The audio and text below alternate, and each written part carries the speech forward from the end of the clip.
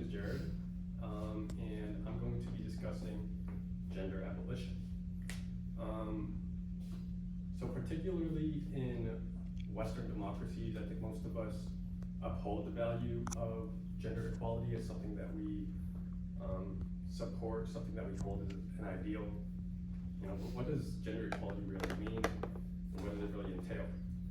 In my opinion, gender equality is kind of an oxymoron.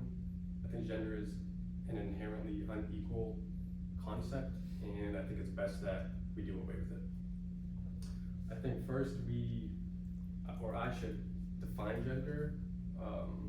So as it functions in society, gender is the expectations and the norms and privileges assigned onto people from their biological sex. And I think it's also important to note that gender isn't really a fact within material reality. It's not something that we can point to say it's real, like a triangle has 3 sides, or that the earth orbits around the sun. It's kind of just something that we came up with, and then we ran with it.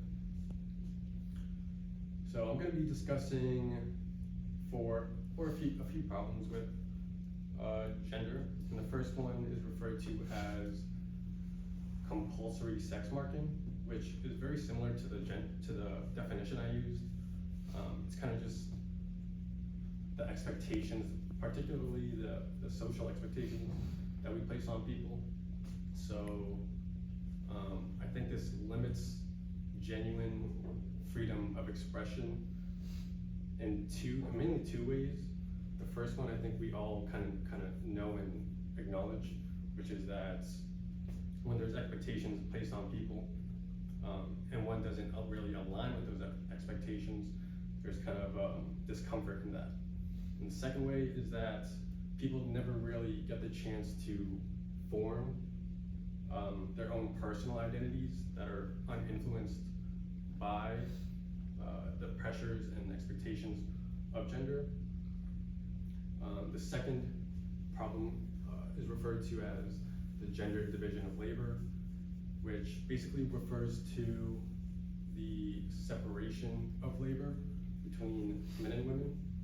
Traditionally, men are supposed to do masculine work and be the breadwinners, while women are supposed to take care of the house, do domestic labor, tend to chores and the kids, sometimes elderly care.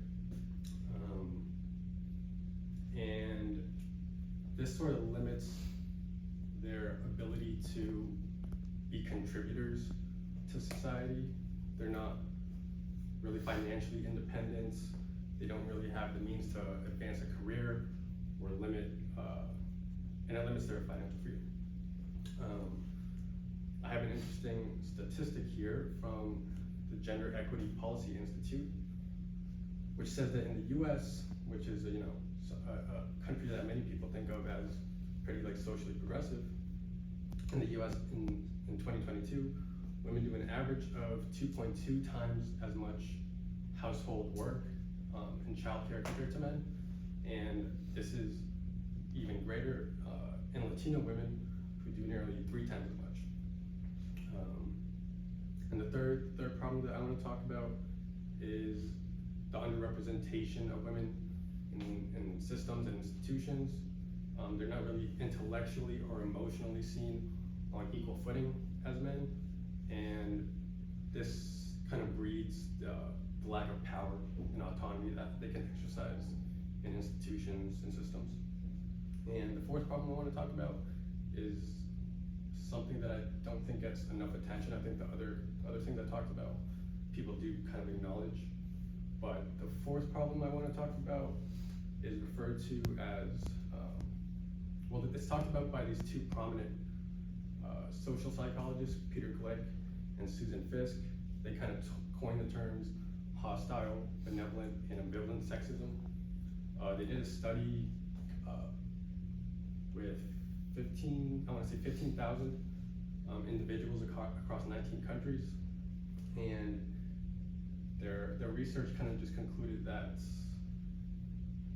people who are more likely to hold benevolent sexism ideals, which is kind of just the idea that people or women should be protected and they should be taken care of. People who hold those values also support more hostile forms of sexism like violence and discrimination. So in other words, there's a positive correlation between benevolent sexism and hostile sexism, which I think should be noteworthy. So what can we do about these issues? I think, so first of all, gender is a very ingrained social concept. It's something that, most of us are just born into, something that we're socialized within. So the two main ways that I think that could begin to address these problems are ones of economic and structural equality. So women should ideally be equal in terms of how commodities are produced, how services are given, and labor and workforce in general, or the labor and work process in general. So once the economy is kind of blind to gender and sex, then women kind of contribute equally. And the second way is through the lack of socialization over time. Once we stop teaching kids in newer generations that they should behave a certain way and that they should conform to certain norms, then they'll kind of more freely express themselves. And over time, the lack of expectations will lead to gender kind of being obsolete.